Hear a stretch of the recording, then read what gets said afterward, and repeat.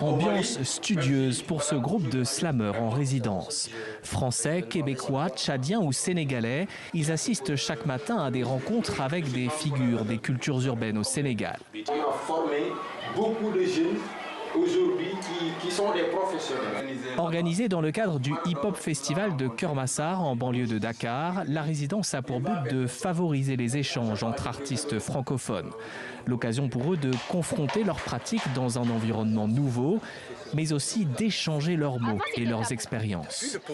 J'ai mangé une grosse gifle sur à quel point il est organisé, le slam ici, il est grand, il est beau, il est fier. Il y a une culture slam, c'est pas une sous-culture. Une fois déjà ici, je me suis dit, c'est uniquement au théâtre qu'on vit les viols, les violences. Mais du coup, quand j'ai écouté une Française déclamer un texte sur les violences, je me suis dit, mais waouh, ça se vit partout. Cette année, la résidence se focalise sur la justice climatique. Le défi des participants, intégrer ce thème dans leur texte.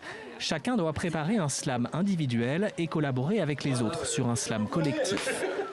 Parce que la Terre est un être à part entière, on s'est fédéré à un niveau jamais égalé. Une expérience inédite pour Alexandre Sepré, dit HDW, originaire de France. Quand on est seul, il y a un truc où on remplit tout l'espace. Là, il y a des copains qui sont à côté, donc il faut leur laisser la place aussi, il faut les soutenir, les aiguiller. Donc c'est de la coopération. Et je pense que tout est lié, fond et forme. La coopération, on en a besoin aussi pour changer et amener la transition écologique. Après une semaine d'écriture, les artistes se produisent en concert devant un public principalement sénégalais.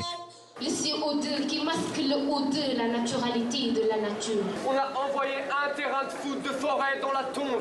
4,1 millions d'hectares au total. Comment veux-tu que je reste calme?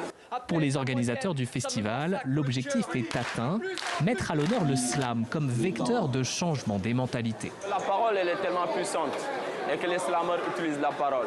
Donc à travers que ce soit la manière de persuader ou de convaincre, on essaie vraiment de toucher l'intérêt, de toucher les mots qui ont du poids et qui feront vraiment battre le cœur de chaque citoyen. Après 3 éditions, la résidence espère attirer toujours plus d'artistes et continuer d'établir des ponts avec des mots.